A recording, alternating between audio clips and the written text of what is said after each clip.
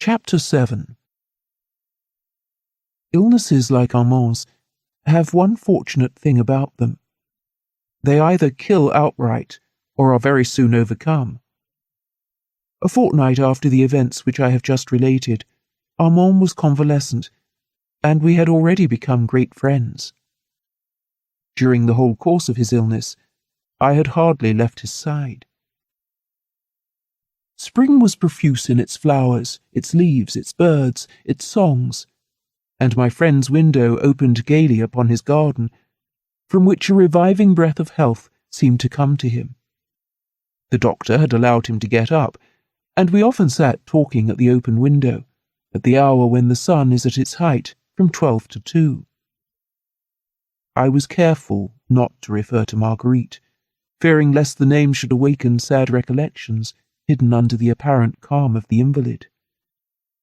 But Armand, on the contrary, seemed to delight in speaking of her, not as formerly, with tears in his eyes, but with a sweet smile, which reassured me as to the state of his mind. I had noticed that ever since his last visit to the cemetery, and the sight which had brought on so violent a crisis, sorrow seemed to have been overcome by sickness, and Marguerite's death no longer appeared to him under its former aspect. A kind of consolation had sprung from the certainty of which he was now fully persuaded, and in order to banish the sombre picture which often presented itself to him, he returned upon the happy recollections of his liaison with Marguerite, and seemed resolved to think of nothing else. The body was too much weakened by the attack of fever, and even by the process of its cure, to permit him any violent emotions, and the universal joy of spring which wrapped him round carried his thoughts instinctively to images of joy. He had always obstinately refused to tell his family of the danger which he had been in, and when he was well again, his father did not even know that he had been ill. One evening we had sat at the window later than usual. The weather had been superb, and the sun sank to sleep in a twilight dazzling with gold and azure.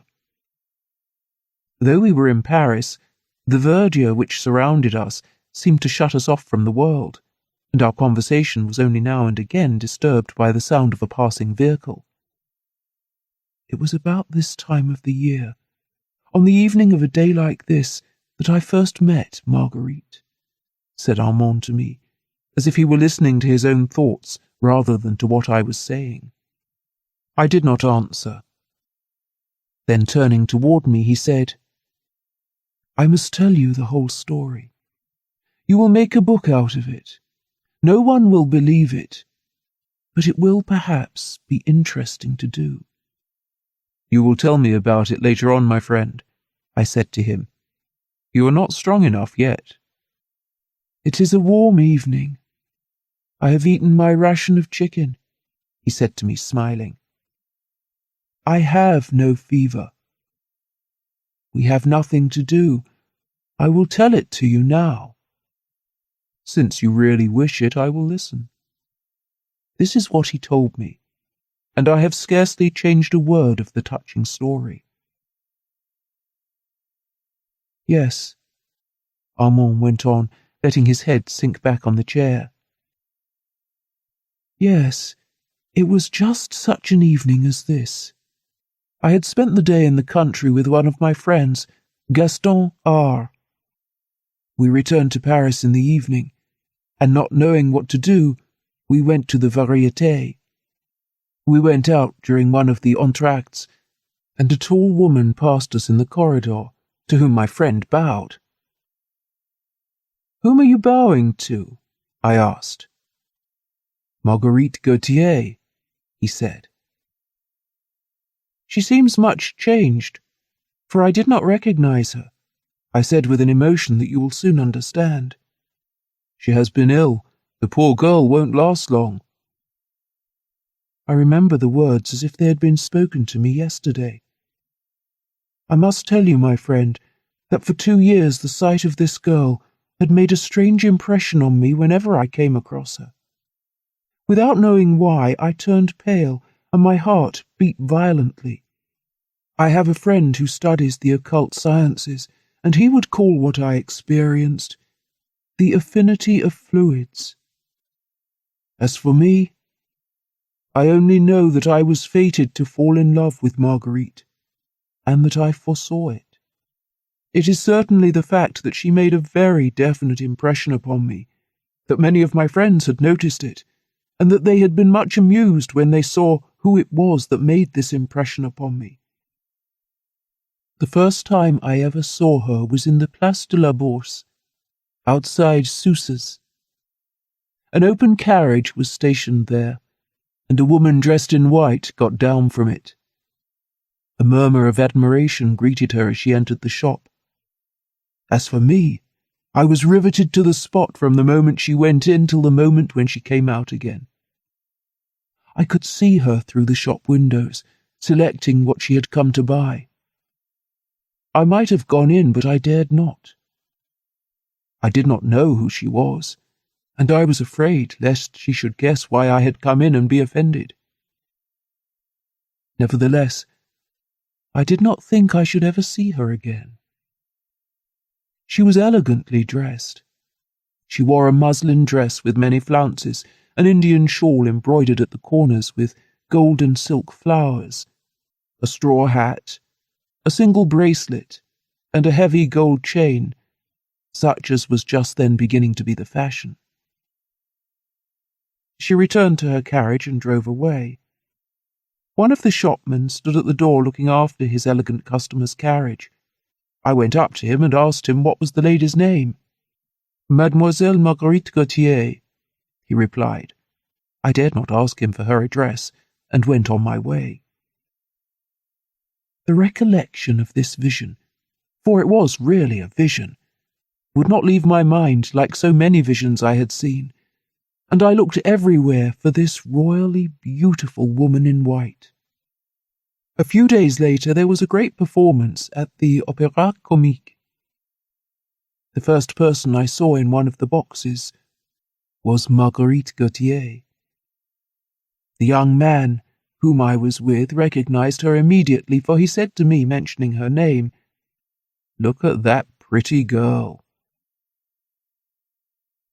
At that moment, Marguerite turned her opera glass in our direction and, seeing my friend, smiled and beckoned to him to come to her. "I will go and say how do you do to her," he said, "and will be back in a moment." I could not help saying, "Happy man." "Why?" "To go and see that woman." "Are you in love with her?" "No," I said, flushing, for I really did not know what to say. "But I should very much like to know her." "Come with me, I will introduce you." "Ask her if you may." "Really, there is no need to be particular with her. Come." What he said troubled me. I feared to discover that Marguerite was not worthy of the sentiment which I felt for her.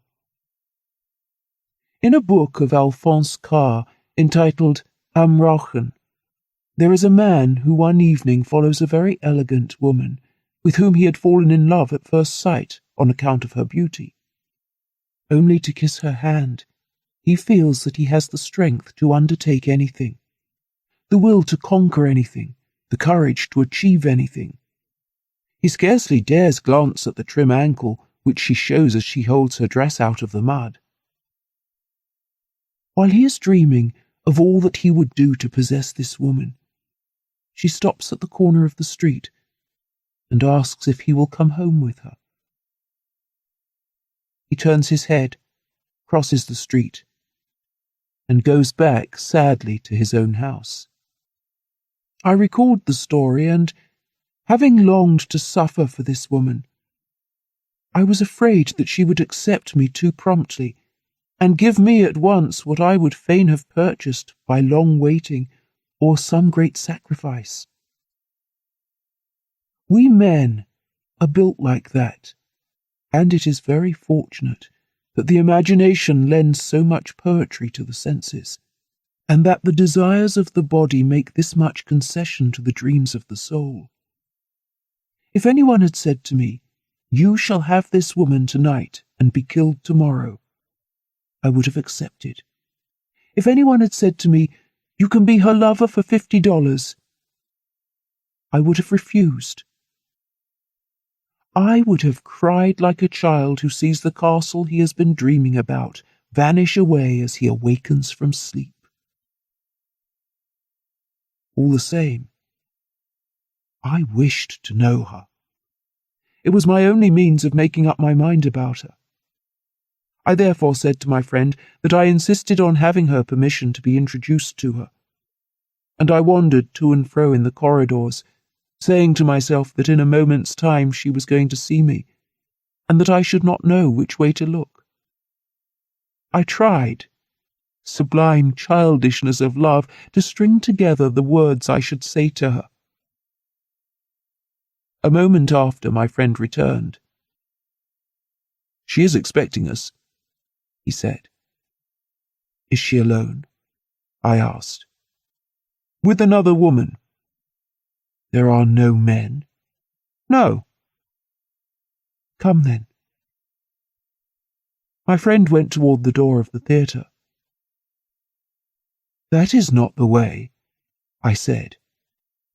"We must go and get some sweets. She asked me for some." We went into a confectioner's in the Passage de l'Opéra. I would have bought the whole shop, and I was looking about to see what sweets to choose when my friend asked for a pound of candied raisins. "Do you know if she likes them?" "She eats no other kind of sweets. Everybody knows it." "Ah," he went on when we had left the shop. "Do you know what kind of woman it is that I am going to introduce you to? Don't imagine it is a duchess.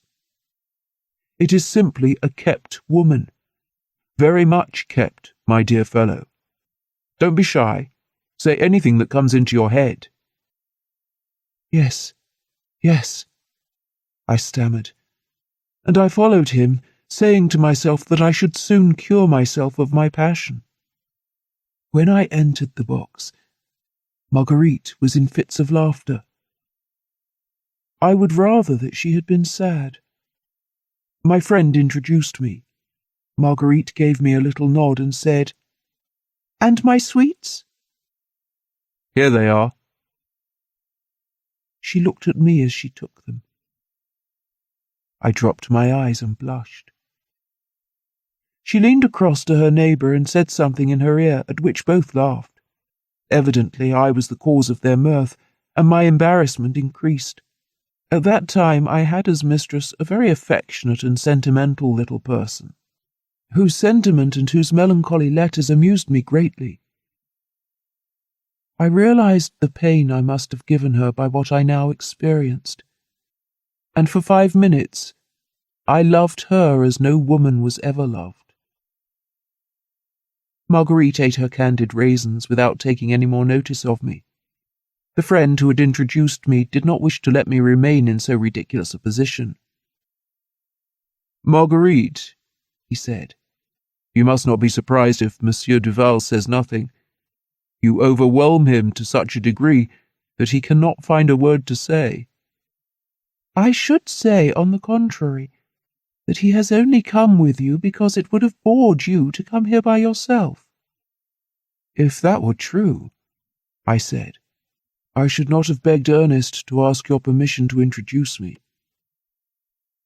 Perhaps that was only in order to put off the fatal moment. However little one may know women like Marguerite, one cannot but know the delight they take in pretending to be witty, and in teasing the people whom they meet for the first time. It is no doubt a return for the humiliations which they often have to submit to on the part of those whom they see every day. To answer them properly, one requires a certain knack, and I had not had the opportunity of acquiring it. Besides, the idea that I had formed of Marguerite accentuated the effects of her mockery. Nothing that came from her was indifferent to me. I rose to my feet, saying in an altered voice, which I could not entirely control, If that is what you think of me, madame, I have only to ask your pardon for my indiscretion, and to take leave of you with the assurance that it shall not occur again." Thereupon I bowed and quitted the box. I had scarcely closed the door when I heard a third peal of laughter. It would not have been well for anybody who had elbowed me at that moment. I returned to my seat. The signal for raising the curtain was given. Ernest came back to his place beside me. "What a way you behaved," he said as he sat down. "They will think you are mad." "What did Marguerite say after I had gone?" "She laughed, and said she had never seen anyone so funny. But don't look upon it as a lost chance, only do not do these women the honour of taking them seriously. They do not know what politeness and ceremony are. It is as if you were to offer perfumes to dogs. They would think it smelled bad and go and roll in the gutter. After all, what does it matter to me?" I said, affecting to speak in a nonchalant way. "I shall never see this woman again, and if I liked her before meeting her, it is quite different now that I know her." "Bah! I don't despair of seeing you one day at the back of her box, and of hearing that you are ruining yourself for her. However, you are right. She hasn't been well brought up. But she would be a charming mistress to have." Happily the curtain rose and my friend was silent. I could not possibly tell you what they were acting. All that I remember is that from time to time I raised my eyes to the box I had quitted so abruptly, and that the faces of fresh visitors succeeded one another all the time. I was far from having given up thinking about Marguerite. Another feeling had taken possession of me. It seemed to me that I had her insult and my absurdity to wipe out. I said to myself that if I spent every penny I had, I would win her and win my right to the place I had abandoned so quickly. Before the performance was over, Marguerite and her friend left the box. I rose from my seat. "Are you going?" said Ernest. "Yes." "Why?" At that moment, he saw that the box was empty. "Go, go," he said. "And good luck, or rather, better luck." I went out. I heard the rustle of dresses, the sound of voices on the staircase. I stood aside and, without being seen, saw the two women pass me accompanied by two young men. At the entrance to the theatre they were met by a footman. "Tell the coachman to wait at the door of the Café Anglais," said Marguerite.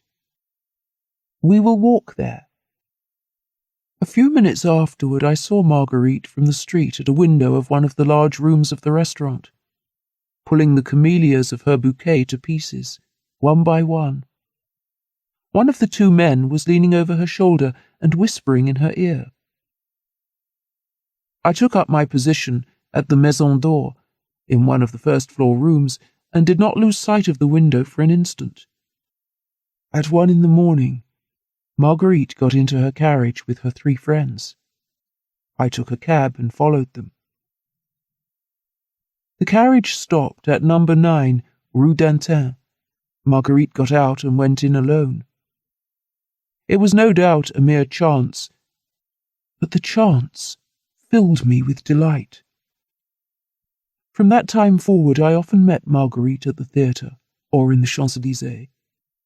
Always there was the same gaiety in her, the same emotion in me. At last a fortnight passed without my meeting her. I met Gaston and asked after her. "Poor girl, she is very ill," he answered. "What is the matter?" "She is consumptive, and the sort of life she leads isn't exactly the thing to cure her. She has taken to her bed. She is dying." The heart is a strange thing. I was almost glad at hearing it. Every day I went to ask after her, without leaving my name or my card. I heard she was convalescent, and had gone to Bagnères. Time went by. The impression, if not the memory, faded gradually from my mind. I travelled. Love affairs, habits, work took the place of other thoughts, and when I recalled this adventure I looked upon it as one of those passions which one has when one is very young and laughs at soon afterward. For the rest, it was no credit to me to have got the better of this recollection, for I had completely lost sight of Marguerite, and, as I told you, when she passed me in the corridor of the Variétés, I did not recognize her. She was veiled, it is true, but, veiled though she might have been 2 years earlier, I should not have needed to see her in order to recognize her. I should have known her intuitively. All the same, my heart began to beat when I knew that it was she, and the 2 years that had passed since I saw her, and what had seemed to be the results of that separation, vanished in smoke at the mere touch of her dress.